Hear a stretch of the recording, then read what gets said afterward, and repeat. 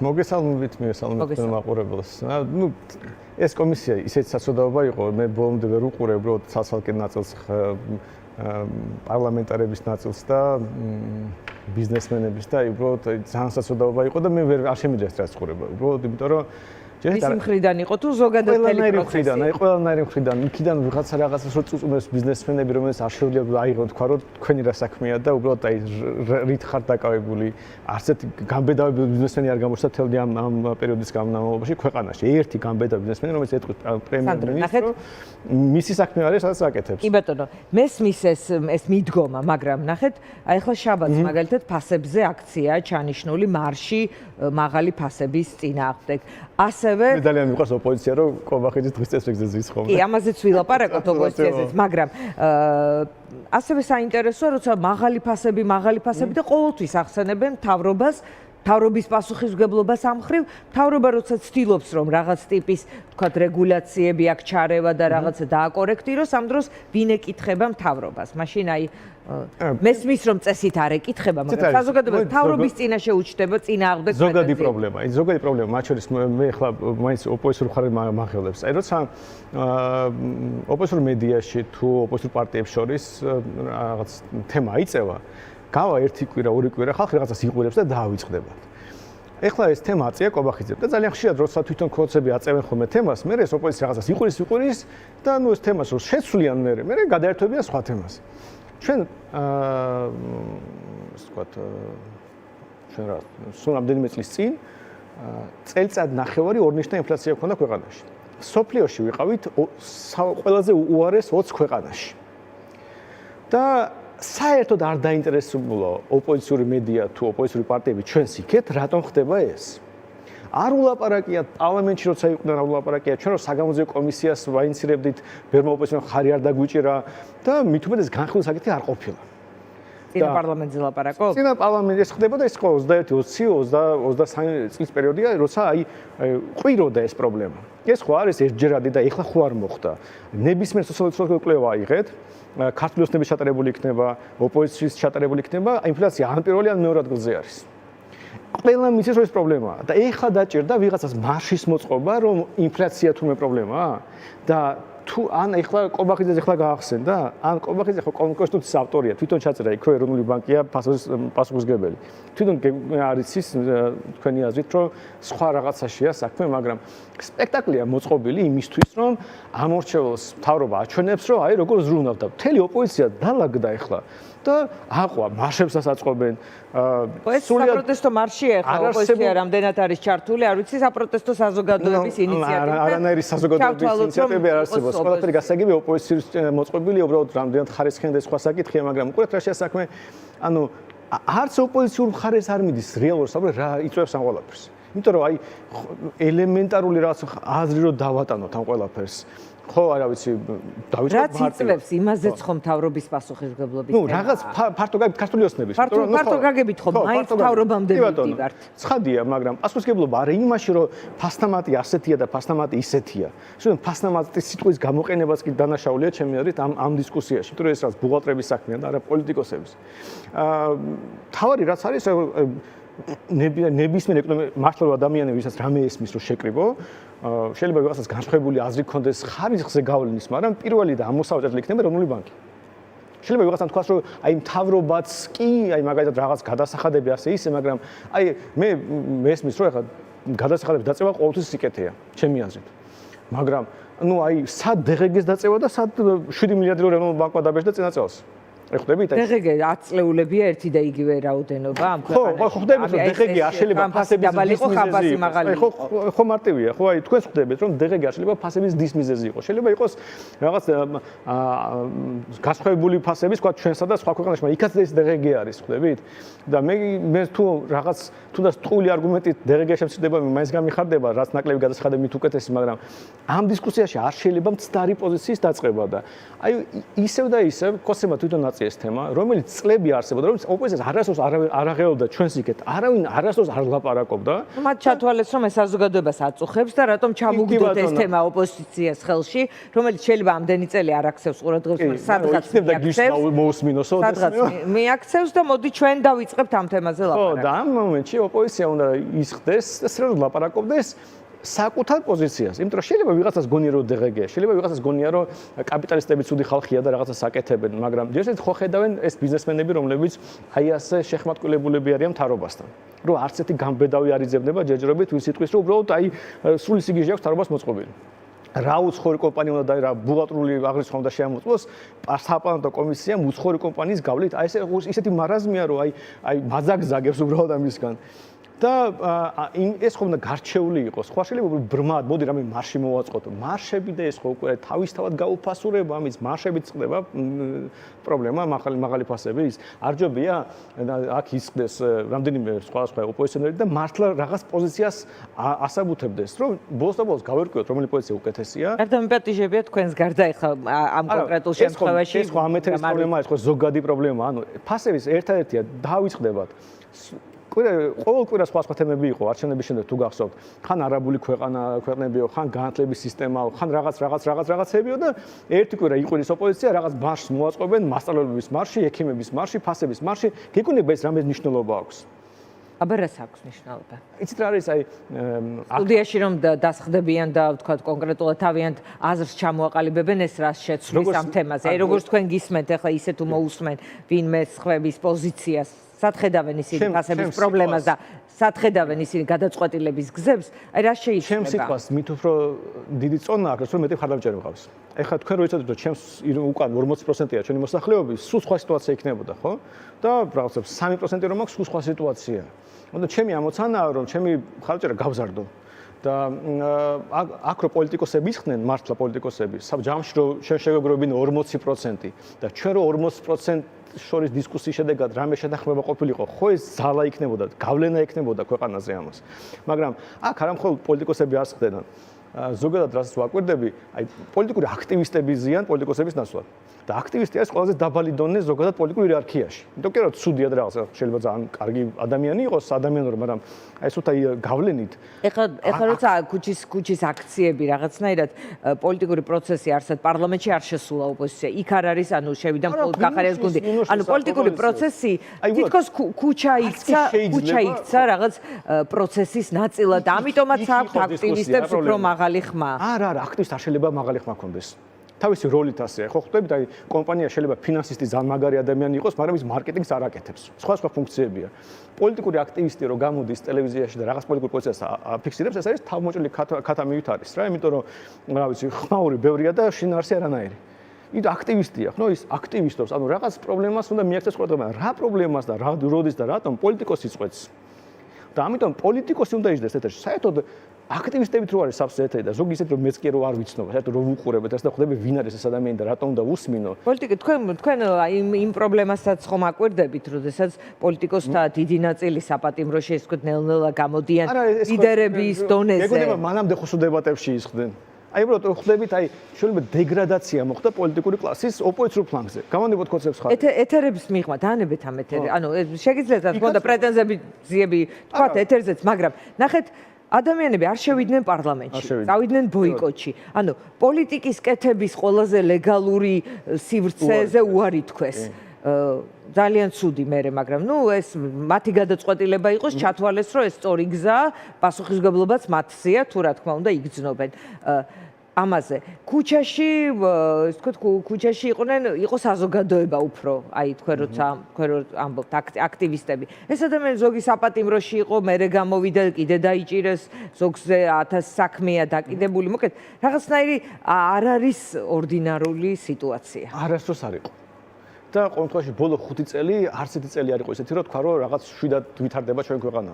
კოვიდი როგორც კი დაიწყო, მანამდე გავრილოვის ღამეც იყო და რო შეხედოთ, აი სულ ბარდაკში ვარ რამდენი წელია.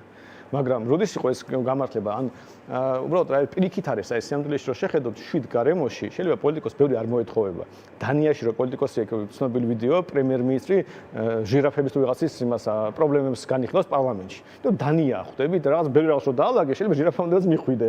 მაგრამ როცა არაორდინარული სიტუაცია აქვს, კიდე უფრო მეტი მოგეთხოვება. პასუხისმგებლობა ვიღაცამ უნდა აიღოს.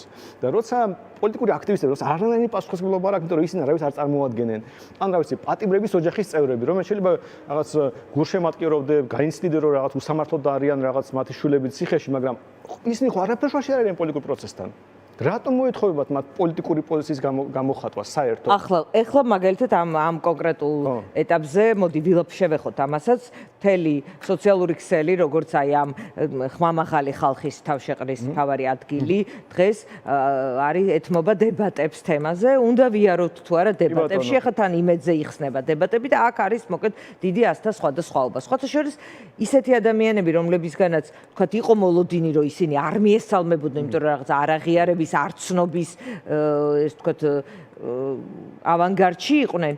ზოგიერთს ეუბნებიან, რომ მაგალითად სიმონ ჯანაშიას მისცეს ვიზირება, ნაწილმა ამ ადამიანს მისცა ვიზირება წავიდეს იმედზე. აი ამ ვითარებას როგორ ახდენთ? არანაირი შანსი არ არსებობს, რომ იმედზე დებატები იმართებოდეს დამპატიჟონ და მე უარი თქვა. მე მგონია ეს უბრალოდ აი რაღაც არაადეკვატურობა, ვინც ამბობს, რომ დებატებში არ უნდა მიიღო მონაწილეობა, მაგრამ აი რომც დაუშვათ, რომ არსებობს ასთა სხვადასხვაობა. თქვენ დადიხართ დებატებში, თქვენ ლაპარაკზეც თანახმავართ, პარლამენტში მანდატი რომ ქონოდათ შეხვიდოდით და ასე შემდეგ. თქვენზე არ ვლაპარაკობ. აი ამ დანარჩენ კლასზე ვლაპარაკობ. როგორ ვიპოვიდით გამოსავალს, რომ მართლა პოლიტიკოსები პოლიტიკოსობდნენ ოპოზიციურ ფლანგზე. აი წარმოიდგინეთ, რომ აი აქ რაღაც თემას ვარჩევთ, თუნდაც ფასებს და ვკამათობ და გაირკვა ამორჩეველი დაინახა, რომ მე დავამარცხე პირობითაც დანარჩენ ოპოზიციონერები და იციან, რომ მე ვარ საუკეთესო ოპოზიციურ ფლანგზე ფასებზე და ხედავენ, რომ იქ კობახიძე რაღაცას აქტივობს. ამორჩეველი ხო მომთხოვს მე წადი და დაამარცხე ის ადამიანი. ხო მომთხოვს. იცის რომ მე აგერ აი 7 დებატი უკვე მოვიგე ამ თემაზე ოპოზიციაში. ან რაღაც სხვა ოპოზიციონერმა მომიგო განათლებაზე სხვა და თელმა ქვეყანამ დაინახა, თელმა ოპოზიციურ ელექტორატმა ის ძალიან მაგარია. აი ხო, სიმონ ჯანაშია მაგალითად ყველაზე მაგარია. თავისუფლების მოედანის განათლება. ჩემ ტერს განათლებაზე, მაგრამ კი ბატონო, მოიგო დებატები და იციან რომ ოპოზიციურ ფლანგზე აი ეს კაცი არის სიმონი არის ყველაზე მაგარი. და აქ კობახიძე რაღაცას რეფორმს ატებს. ხო მოსთხოვს ამორჩეველი წადი და ისის დაამარცხე. ნუ თუ არსებობს ვინმე ამ ქვეყანაში ოპოზიციაში კობახიძემდე რაღაც სხვა დებატები უნდა ჩატარებული იყო ოპოზიციურ ფლანგზე გამოკვეთილი იყო მისი საპირწონე პალავანი. ამორჩეველს არა აქვს იმის იმედი, რომ ის დაამარცხებს, ხვდებით? ამას აი ამორჩეველს ეშინია, რომ ის დაждდება კობახიძე და წააგებს მისი რჩეული. ამაშია საქმე, თორე მე როგორ დაიჯერებთ, რომ დარწმუნებული იყოთ, რომ თქვენი რჩეული პოლიტიკოსი პრემიერ-მინისტრის რაღაც იმედზე, მის მოედანზე მოდი ასე თავარ არხზე პროპაგანდის დაამარცხებს და უთხარ რომ არ წახვიდეო. ეს ხო არანორმალურია, მაგრამ სინამდვილეში როცა არ ჯერა საკუთარი რჩეულების 20 წელს შევთხოვითად ვაძლევდნენ 4.95-ო, არის არც კი რო იცოდნენ ვისაძლებდნენ ხმას. ასეთი ხალხი რო შეიკრიბა ოპოზიცია, ასეთი გარემო რო არის, ბუნებრივია მე გეშინია, რომ პარლამენტში გეშინია და პარლამენტში რა გააკეთოს, ხო არ იცი. ან პარლამენტში არ შესვლა შიშით იყო, ამ შიშით დაკარნახები, ან დებატებში არ წასვლა. ნახეთ პარლამენტი რას ნიშნავს. იმიტომ რომ მაგალითად აი გამიგიათ რაღაც მაგალითად მოვიყვათ, რომ თქვენ ხო არ შეგიძლიათ ოპოზიციას როცა ეუბნებიან, ჩვენს გვეუბნებოდნენ კანონები მიიღო. და ვერ ხვდება რომ ოპოზიციები დავასაჯო, ოპოზიცია უმცირესობაში არის და კანონს უმრავლესობა ჭირდება და კანონს ოპოზიცია როგორც წესი არ იღებს განსაკუთრებული შემთხვევების გარდა. მაგრამ ის მონაწილეობს კანონშემოქმედებით მუშაობაში, თავის შენიშვნებით, შეიძლება გაითვალისწინონ პროცედურულ თემებში, აბარა. დისკუსია დებატებია და ამორჩეველს გონია რომ ეს არის საქმე. მაგრამ ეს მათ შორის ოპოზიციური პოლიტიკოსების და მედიის დამსახურება ამდენი წელი რომ ხალხს ეუბნებოდა პარლამენტი არაფერ შუაში არის, ეს რაღაც აზრი არ აქვს, კანონს მაინც ვერ იღებ და რა შეჭედება იქ ყოფნა.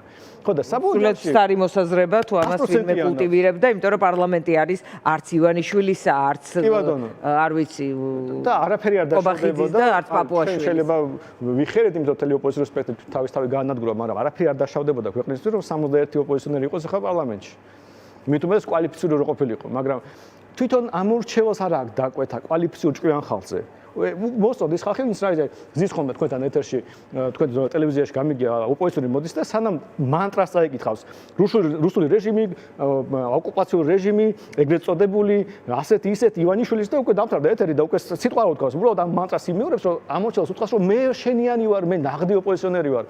ხო და აი სანამ ასეთ ხალხს იცის ამორჩეველი და მე ის კი ხვდება გულის სიღრმეში რომ ასეთი ადამიანი რო დაუსვა კობახიძეს შანსი არ აქვს ვერ მოიგებს ამ დებატებს და ამიტომ მეშინია და მე იმაზე ხა კი არ მაღელოს მე ხა იმედზე როგორც ჩანს არ დაგვიძახებენ ხა შაბათს რატომ დაელოდეთ იქნებ შაბათს მე ეჭვი მაქვს რომ ბოლო ორი დებატის შემდეგ გადაიფიქრეს მაგრამ რატომ რა ასე შეაწუხეთ ფიქრობთ ნუ ჩვენს მეტი ვიქ ვერ შეაწუხებდა ზოგადად მაგრამ ხო ცხადია ასე ფიქრობთ ნუ ჩანს კიდეც მიუხედავად იმის რომ თითქმის თელმო ოპოზიციურ მედიამ არ გაგვაშუქა და ეს დებატები უნდა გაგვეშუქებინა სხვა არხის როგორ არა კობახიძეს და ქვრივიშვილის ქარდები კი შუქდებოდა მაგრამ ყველაზე ვერ ვიტყვი ვიღაცო კი როგორ არა და ხდებოდა განხილვები მაგრამ აი ის რაც ხდებოდა რაც მართლა პრობლემური იყო თუნდაც კობახიძისთვის ის არ იყო გაშუქებული თუნდაც ყველას არ ეხება ეს მაგრამ მე ეს მას ვამბობ რომ შეხედოთ იმედი არ დაგიძახებთ მოკლედ ეს მაგრამ რომ დაგიძახოთ მიხვალთ ყველგან აუ სიამოვნებით მივა რას ამბობ იმედზე პრაიმ ტაიმში როგორ შეიძლება უარი ვთქვა მაგრამ ამაშია საქმე რომ მე იმიზნით მივდივარ რომ დავამარცხო ოპონენტი დებატებს და ჩემ ამორჩეულს აქვს იმედი რომ მე დავამარცხებ. ყოველ შემთხვევაში ბევრჯერ გამიკეთებია ეს და ყოველთვის პირობას ვერ დავდებ და შეიძლება დამარცხდე კიდეც, მაგრამ მე ასე მივდივარ იქ, ასეთი განწყობით. და აი ეს ხალხი ვინც დებატებზე უარს ამბობს, გულისხმობაში ეშინიათ უბრალოდ. იმიტომ რომ სხვა ახსნა არ აქვს, იმიტომ რომ აბსურდია მოგებაზე. სანდრო, როგორ პოზიციას წავიკითხე სხვათა შორის რამდენიმე საპატივსაცემო ვისი აზრიც მეტნაკლებად გასათვალისწინებელი არა უბრალოდ ანგარის გასაწევი შეიძლება იყოს ან იმ საზოგადოებისთვის იყოს ანგარის გასაწევი სადაც ეს მსჯელობა მიდის წავიდნენ თუ არა დებატებზე და ორი ასეთი საკვანძო პოზიცია ერთი რომ მოკლედ შეიძლება წავიდეთ და თავისი ახსნა განმარტებები ცხადია ახლა აქ თავის მოედანზე ისეს არ ტრიბუნა არ გამოვტოვოთ და მეორე არის ასეთი რომ თუ არ აღიარების რეჟიმში ვართ თუ არ ვაღიარებთ რომ ეს ხელისუფლება ამის გამო არ შევედით პარლამენტში და ვართ ეხლა ის არის არ ვიცი ისე ლაპარაკობენ აი კოკოიცაც კი თავის დროზე და ეხლა ბიბილოვია უფრო ნაკლები ეს მანტრა სიტყვები უძღვის ვიდრე კობახიძეს ზოგიერთისგან თუ არ ვაღიარებთ მაშინ ნუ მივდივართ მათ ნუ ვუსხდებით დებატებში იმიტომ რომ ეს არის სიტუაციის ნორმალიზება მათი აღიარება, მათი ცნობა და არიქა ვიღუპებით, ამიტომ გვეშლება ეს აწყობილი, ეს თქვათ, ეს ალგორითმი. მიმართონ ბატონო ირაკლი, ბატონო პრემიერის ნაცვლად, რა მნიშვნელობა აქვს? ანუ ამოცანა რაში მდგომარეობს, რომ ოპონენტი დავამარცხო თუ არა. ოპონენტი რომელიც დე ფაქტო მართავს. კაი, არ აღიარებ, ნუ აღიარებ. მეც ხა რავი ვიღაცა შეიძლება მოგწოს არ მოგწოდეს. ეს შენი საქმეა. ანუ პოლიტიკოსი ხო ხარ? ფაქტობრივ მოცემულობას მაინც ხო აღიარებენ. ანუ ხო პოლიციას ხო ემორჩილებიან, გადაწყვეტებს ხო იხდიან. ანუ ამ წესრიგს რომელიც კობახიძის კონსტიტუციას ხო აქებენ. ეთერებში რო იციან ხოლმე კობახიძის კონსტიტუცია 78 მუხლიო რაღაც კობახიძე ამის ავტორი. ხო არ მიუციათ ოღონდ არც ერთს. გაქანებული მთელი ოპოზიცია კობახიძის კონსტიტუციას რო იცავს. აი ხო ამ წესრიგში ცხოვრობთ. და არ აღიარებ, ნუ აღიარებ, ის ხო დე ფაქტო პრემიერ-მინისტრია ყველა ვარიანტში, ამას ხო ვერ გაიქცევი და ის იმიტომ არის პრემიერ-მინისტრი, რომ მის უკან ასობით 1000 ქართული ოცნების ამორჩეველია. და ეხლა რატომღაც ისე დაალაგდა, რომ თვითონ კობახიძემ გითხარ რომ მოდიო, ჩემ ამორჩეველთან თან დასწრებითო, იმიტომ თქვენ ნაკლები ქართული ოცნების ამორჩეველი გიყურებთ, აქ რაც არ უნდა მოხდეს, რამე ფორს-მაჟორი თუ არის, ქართული ოცნების ამორჩეველი აქ არ შემოიხედავს, მაგრამ იქ პირიქით არის. და აი ყველაზე გულწრფელ ამორჩეველს თან ერთად დავილაპარაკოთ. და შენ ამბობ რომ არაო? ანუ თუ რამე იმედი გაქვს რომ შენ სწორ პოზიციას იკავებ, შენ მხარეს სიმართლეა და მიგიშვეს ყველაზე ღირებულ მომენტში, იმიტომ რომ აი პოლიტიკაში ასეთი ღირებული საერთოდ არაფერი არა, ტელევიზია ეს ყველაზე ძლიერი დარტყმის იარაღი ზოგადად პოლიტიკური გავლენის და ოცნებას რაში სჭირდებოდა თავად ეს დებატები, რომელიც რაღაც მათიკაშვილის ან ლევან მაჭარაშვილის ან არ ვიცი ნინო წილოსანის დონეზე კი რა, აი პრემიერი ჯდება ოპონენტებს. სამი კვირა ოფისში ამაზე ვკამათობთ. ხო, აი საინტერესოა, მეც ბევრი ვერსია განვიხილე. აი ჩვენ რადგან პარტიაში ვერ ჩამოყალიბდით, მაგრამ მე გეტყვით მე რა თქვენ კარგი იყოს ეს სანდროს აზრი. დავასაბუთო. მე მგონია რომ უბრალოდ შეცდომის შედეგია. იმიტომ რომ აი ყველა ერთპიროვნული მმართველობა ზოგადად ავტორიტარიზმი ასე არის მოწყობილი, რომ რაღაც მომენტში გონია რომ მაგარი ხარ. იმიტომ რომ ეს ხო იფილტრება სიტუაცია, იფილტრება და აი ხო ხედავთ, აი ეხლა რო იყო რაღაც სიუჟეტი იყო, მე მგონი ზუსტად იმედზე იყო, კობახიძეს რო აქებდნენ. რაღაცაზეც იმედზეც 2 წელი ყოფილა თურმე იმ თანამდებობაზე და ისეთი საშინელება იყო ის რაც ფრაზები რაც ის მინისტრები და რაღაც დეპუტატები რომ აი მე არ ვიცი მე რომ ჩემზე ასე ვიღაც ასე თქვა პარტიაში გავაგდებდი პარტიიდან ამ ადამიანს რა მაგრამ იქ ხო ეს რაღაცა შეეგუნა რომ აი ნელ-ნელა გაღარიბარს და იქ ბიზნეს აქებენი და ასე შემდეგ ასეთი წესრიგია და როცა ასეთი ლოიალური ხალხი გჭირდება რაღაცაში კომპეტენცია იკარგება და ანდრე თუ ბიზნეს ქონდა აწყობილი რაღაც კონკურენტული სისტემა იქ ხარიბაშვილი ცალკე იყო კობახიძე ცალკე იყო რაღაც შიდა დაპირისპირებები იყო და შემდეგ ეხა ვერტიკალი რო აწყოს მე მგონი უბრალოდ ბანალურად კომპეტენცია არ ყოფილი აი და ამის შეცდომა რა არის აი ტკიცებულებას გეტყვით რა აი დებატები რო იყო ფასებზე არავის არ უთქვამს არაფერი დღეგეზე მე ზოგადად მიმაჩნია მე არ მithქვამს არაფერი იმიტომ რომ მიმაჩნია რომ არასწორია აი ხა დღეგეზე ფოკუსი აკეთებ იმიტომ რომ სხვა არის მიზეზი ფაზე ეროვნული ბანკია და მოდი ამაზე ვილაპარაკოთ და გადასახადების დაწევა სხვა კონტექსტ შეიძლება მაგრამ აი დღეგი არ მიხსენებია მაგრამ თუ დააკვირდებით იქ სლაიდებიც კი ქონდა კობახიძეს მომზადებული და როცა თვითონ ბოლოში ამბობს რომ აქ კი არ უხსენებიაო მაგრამ მაინც მინდა თქვაო და ილაპარაკა დღეგეზე ანუ დებატიც არ იყო ემზადებოდნენ რომ ვიღაცა დღეგეზე ილაპარაკებდა ვინ უნდა ყოფილიყო ოპოზიციიდან ვიყავით მარტო ორნი ანუ გოგიჩაიშვილი და მე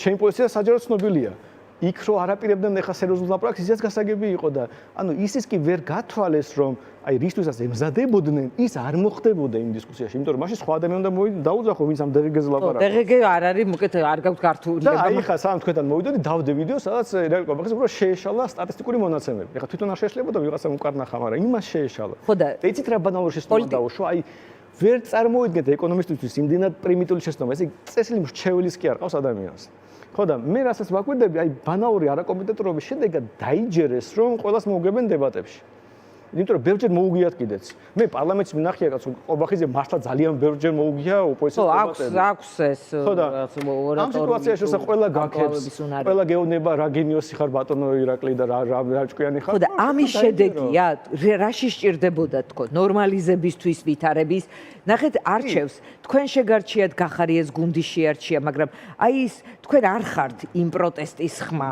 ხომ არ ხართ არა რა თქმა უნდა როგორც ვიქნები ჩვენი მანტრებს გახარიეს გუნდიც აღარ არის ახლა ამ თავიდან იყო საპროტესტო აქციებზე დადიოდნენ ესეც არ არის პარლამენტში არის იმ პროტესტის ანუ სადაც წინააღმდეგობა მოდი ვთქვა სადაც უკმაყოფილება იმის ხმა არავინ არ ზის ამ დებატებზე ის ხალხი თვითონ რო კითხო კი არიან უმრავლესობაში ეთქმა რომ უმცირესობაში არიან ეს ხომ არ არის რაღაც პოლიტიკური ველის გადაწყობა ისე როგორც ოცნება ხედავს რომ ესენი არიან ჩემი ოპონენტები იმიტომ რომ შედარებით კონსტრუქციულები არიან და იმათი ადგილი არა თუ დებატების მაგიდასთან მალე ლეგალურ პოლიტიკაშიც არ იქნება ამ პატიმრობაში იქნებიან ან გავაუქმებთ მათ პარტიებს ასე დგას თუ არა საკითხი აი მე წამოგიგეთ მე ვიცი ჩემი პარტიის რეიტინგი აი წინა არჩევნებზე იმ ოლქებს სადაც მივიღეთ საშუალოდ 4% ცოტა მეტი ავიღეთ იმ ოლქებს სადაც მივიღეთ მონაწილეობა რანერი კარგი წარმოდგენა არ უნდა მქონდეს ჩემ თავზე მე მესმის რომ მართველი გუნდის და ჩემი დებატები თელ ოპოზიციურ სპექტრს ვერ დაფარავს. მან ვერ დააკმაყოფილებს. 1000 ჯერ რომ მოვიგო. მე შეიძლება ეს რომ გაგრძელოს 1 წელი, მე დაწუნებული. ლევანი შეიძლება იმ თქვენ რაღაც კომპეტენციაზე რაღაც კითხვები გაქვთ რა, ლევანი იყო ხმა შეიძლება იმ საპროტესტო საზოგადოების ნაწილის. რეიტინგი ეგ მოვარჩენებდით ჩვენ, ამიტომ იქ საერთოდ არ ფშოში არის. აი ხვდით რა შეასახა. ხო, მაგრამ იმ კონკრეტულ დებატებში ვამბობ რა თქვა და როგორ თქვა ამის. მოდით არ გქონდეთ ილუზია, მეც არ მაქვს ილუზია, მე არ მაქვს პრეტენზია რომ თელი ოპოზიციური ელექტორატის წარმომადგენელი ვარ. არა ნამდვილად არ ხარ. და ამიტომაც ეს მიზანი რომ მოდით ახლა ვირტუალურად ოპოზიცია იყოს წარმოადგენილიო ერთი პარტიით ან ორი პარტიით, მე მგონი ისინიც არ არიან ასე სრულები. მაგრამ თან მithumes ახლა თავისუფლების მოედანი და ვიღაცები დაიმატებიან, მაგრამ რა შეასახმე, იცით, აი ვის ხალხი მის ქუჩაში და ისინი არ არიან უმრავლესობა. კი ამბობენ, მაგრამ უბრალოდ ეს სადისკუსიო საკითხია და ვინმე თუ უნდა ვილაპარაკოთ, მაგრამ ამ თემაზე უნდა იდებატოთ წესით. ისინი არიან რაღაც უმცირესობა, პირობითად ნაცების ამოშლი რო ავიღოთ, რაღაც გვარამიას ამოშლი რო ავიღოთ და იმათ სხვა პოლიტიკოსები ყავთ. ისინი თვითონ არ აღიარებენ დისკუსიებს, არ აღიარებენ პარლამენტს, არც უნდათ, არც მსთხოვენ თავის პოლიტიკოსებს რომ ილაპარაკონ, მაგათ რო კითხო რა მედია ხო არ გჭირდებაო, გეტყვიან ამის დრო არისო, დებატები ამის დრო არისო და შემდეგ და ამიტომ მაგათ არც აქვს, მაგრამ აი დანარჩენი ოპოზიციური ელექტორატი, რომელიც მას შორის გახარიას ადლებდა ხმას, ჩვენს გვადლებდა ხმას, ლელოს ადლებდა ხმას და ასე შემდეგ, იმას ზოგადად აქვს მოთხოვნილება, არ კმაყოფილდება უბრალოდ, იმიტომაც არ არიან გახარიები და ლელოები აი ამ ქუჩაში არ დადიან, იმიტომ რომ შეიძლება ასე თუ ისე რაღაც გულშემატკირავდა ან არა ამ ბავშვს, მაგრამ როცა ესეთი არადეკვატურობა იწყება, რაღაც სამორჩევის ნაწილია, რომელიც არ კმაყოფილდება ამით. ამიტომ საბოლოო ჯამში ეს ხალხიც უნდა იყოს წარმოდგენილი და თუ იქნება წარმოდგენილი, ბუნებრივია ამ ოპოზიციურ სპექტრს სურათი უკეთესი იქნება, მაგრამ მე ერთი რაღაცის ვჯერა, რომ თუ შენ ოპონენტს დაამარცხებ, როგორიც არ უნდა იყოს სიტუაცია, ის საბოლოო დებატებში თუ დაამარცხებ, ამ პროცესიდან გამარჯვებული ვერ გამოვა. ამიტომ რა ჩანაფიქრიც არ უნდა ნორმალიზება, წარმოვიდგინეთ, რომ პრემიერ-მინისტრი და ministrები და პარლამენტის თავმჯდომარეები ყოველკვირა რომ მარცხდებოდეს დებატებში. მე არ ვიცი არც ერთი სცენარი, როცა ქართული ოცნება ამისგან საბოლოო ჯამში იგებს. რა ნორმალიზება, ყოველ დღე რეიტინგი დაუვარდება. წლის ბოლოს ქართული ოცნება შეიძლება აღარ არსებობდეს, როას გაგრძელდეს. კი ბატონო, ანუ საკვანძო მნიშვნელობის შეიძლება აღმოჩნდეს ეს. მე მგონი რომ შეეშალა თავის თავზე ზედმეტი წარმოდგენა და უნდა გამოვიყენოთ ეს შესაძლებლობა. მადლობა. მადლობა სანდრო რაქვიაშვილი იყო ჩვენი სტუმარი რეკლამის შემდეგ